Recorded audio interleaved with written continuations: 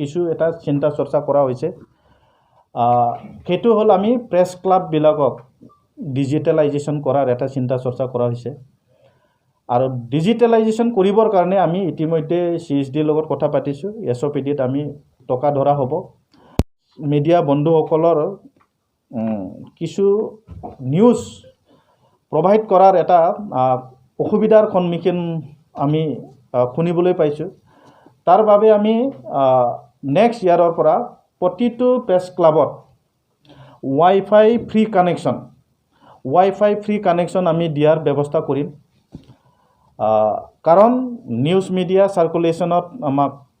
press মিডিয়াসকলে খুব মানে ডাটাৰ সমস্যা হয় সেইকাৰণে আমি ৱাইফাই ফ্ৰী দিয়াৰ এটা মানে পৰিকল্পনা কৰিছোঁ তাৰ বাদেও আমি লাগাতকৈ বেছি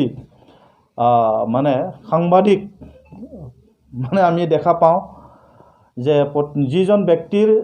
হাতত স্মাৰ্টফোন থাকে তেখেতে বুলি আজিকালি মানে মিডিয়া মানে হেৰি হৈছে পৰ্টেল নিউজ বনোৱা হৈছে ইতিমধ্যে আমাৰ অসমৰ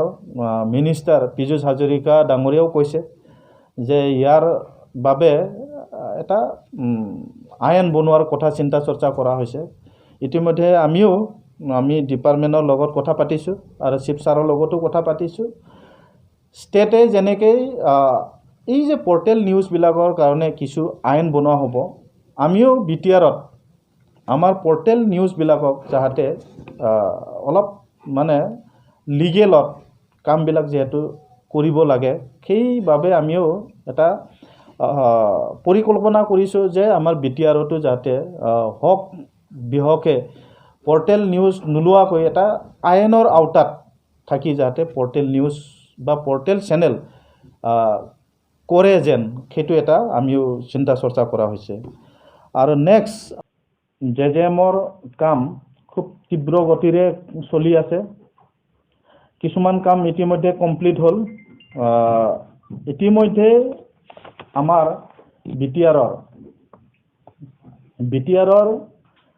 2024 লৈকে টাৰ্গেট আমাক 7,30,000 2024 লৈ বান্ধি দিয়া হৈছে 7,30,000 পৰিয়ালক আমি টেপ কানেকশ্যন দিবলৈ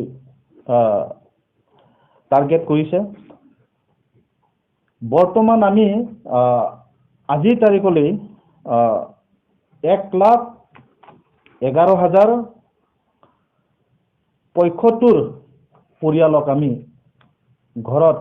মানে টেপ কানেকশ্যন দিবলৈ সক্ষম হ'লোঁ আৰু বাকী যিবিলাকে নাই পোৱা তেখেতসকলক আমি ইতিমধ্যে আমাৰ ষ্টেটৰ যেটো জল জীৱন মিছনৰ ডাইৰেক্টৰ তেখেতৰ লগত আমি ইতিমধ্যে আমাৰ যিবিলাক কৰিবলগীয়া কাম আছে সেই কামবিলাক আমি আমাৰ প্ৰচেছত আছে